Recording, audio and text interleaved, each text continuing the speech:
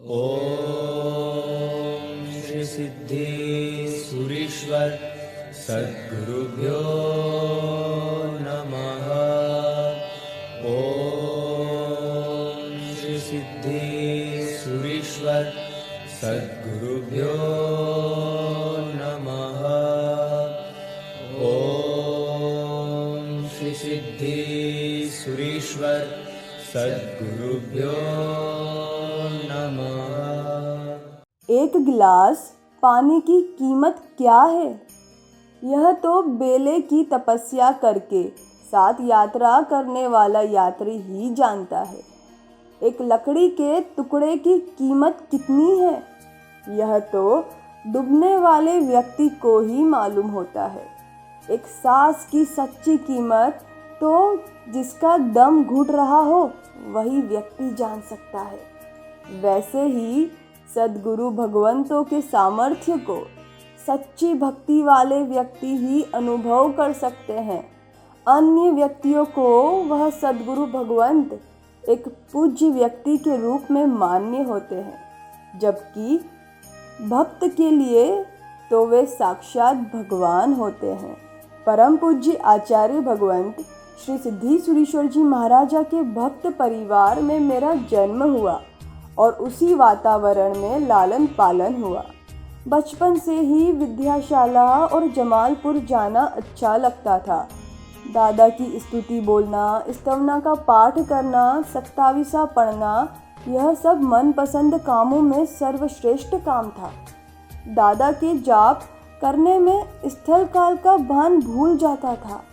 परिवार पर दादा के इतने ज़्यादा उपकार थे कि दादा की भक्ति के बिना रहना संभव ही नहीं होता था।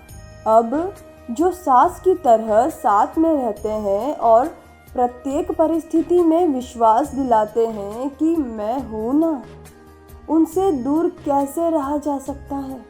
समाधि तीर्थ विद्याशाला और समाधि तीर्थ जमालपुर बहुत बार जाना होता। अहमदाबाद से बाहर जाना होता तो दादा के दर्शन करने के बाद ही जाना, ऐसा परिवार का अलिखित नियम।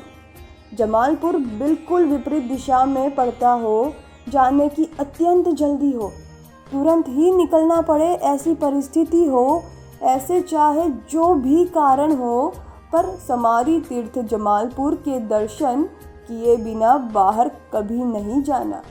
एक दिन भोर के समय हम बिलीमोरा जाने के लिए निकले।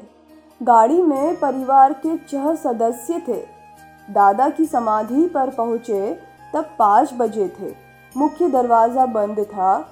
गाड़ी के प्रकाश में दूर से ही दादा को निहारा, वंदन किया तथा स्तुति बोलकर फिर गाड़ी में बैठे। दादा के दर्शन किए अभी 20 मिनट भी नहीं हुए थे कि तेज गति से जाती गाड़ी ने अचानक ब्रेक चिपक जाने से पलटी खाई। हाईवे पर हमारी गाड़ी ने लगातार 6 बार पलटी खाई और एक कोने में सीधी खड़ी हो गई। गाड़ी के अंदर बैठे हुए 6 सदस्यों में से किसी को कुछ भी नहीं हुआ। 6 बार पलटी खाने के बाद भी अंदर बैठे हुए व्यक्तियों को कुछ भी न हो। क्या ऐसा होना संभव है? हाँ, यदि दादा की कृपा हो तो अवश्य संभव है, जैसा कि हमारे साथ हुआ। हम दादा के दर्शन करने के बाद निकले थे, इसीलिए दादा ने हमको बचा लिया। बाकी गाड़ी की हालत देखकर तो आपको ऐसा ही लगे कि इसमें बैठे हुए सब लोग ऊपर पहुंच गए ही होंगे, परंतु जब सद्गुरु स्वयं ही रक्षक हो तो फिर भला कौन बाल बांका कर सकता है। गाड़ी के सारे स्पेयर पार्ट्स अलग हो चुके थे, सब टूट फूट गया था, परंतु दादा के दर्शन करने के बाद चालू किया गया महाप्रभाविक भक्तांबर स्तोत्र इतने भयानक एक्सीडेंट के बाद भी बज रहा था, मानो प्रभु और गुरु के आशीर्वाद का गान कर रहा हो। वैसे